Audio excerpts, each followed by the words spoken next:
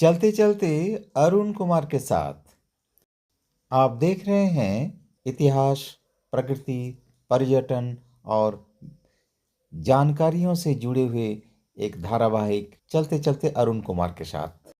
আপনারা দেখছেন ইতিহাস, প্রকৃতি, পর্যটন ও ইতিহাস ভিত্তিক তথ্যভিত্তিক ধারাবাহিক চলার পথে অরুণ কুমারের সাথে।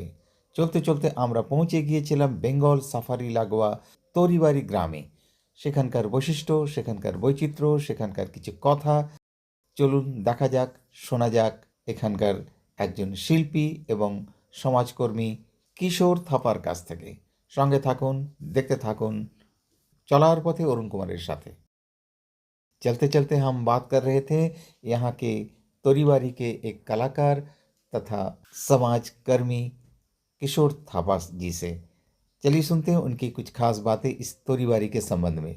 साथ बने रहिए, देखते रहिए चलते चलते अरुण कुमार के साथ। ये जगह का नाम है तोरीबारी। इसका खास बात है यहाँ हमारे तोरीबारी का मेन आने का उपजाऊ है खेती पाती, पशुपालन। मगर अभी क्या हो गया, हमारे यहाँ पर लोग आते हैं, पिकनिक मनाते हैं हमारे खेतों पर। और नदी है, ये नदी का नाम है गोलमा नदी। पिकनिक आते हैं लोग तो बहुत अच्छा लगता है। और उसके साथ साथ यहाँ पर मोनेस्ट्री भी है, तो मोनेस्ट्री देखने के लिए वो आते हैं और उसके बाद फिर पिकनिक भी मनाते हैं। हमारे सामने ही बंगाल सफारी है, आप लोग वहाँ पर देख सकते हैं। तो हमारे सुंदर गांव एकदम वाइल्ड लाइफ सेंचुरी के सामने ही है, तो बहुत अच्छा है ये गांव। यहाँ से आप इतना अच्छा देख सकेंगे। आप लोग यहाँ पर एकदम दार्जिलिंग का कर्शियांग है जो है, महानदी है, एकदम अच्छा, आप बहुत अच्छा व्यू देख सकेंगे। आप सभी से एक निवेदन है, जब भी आप मोनेस्ट्री में आइएगा, तोरीबारी देखने के लिए आइएगा, आप अपने माता पिता को ज़रूर लेकर आइएगा जो बहुत वृद्ध है, चल नहीं सकते, उन्हें यहाँ पर लेकर आइएगा, दिखाएगा खूबसूरत तोरीबारी का ये मोनेस्ट्री, होमस्टे और तोरीबारी गाँव। धन्यवाद।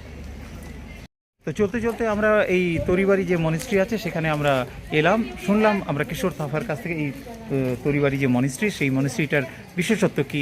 একটা সুন্দর জায়গা, শান্তিপ্রিয় জায়গা, এখানে এলে আপনার মন ভরে যাবে। সঙ্গে থাকুন, দেখতে থাকুন চলার পথে অরুণ কুমারের সাথে।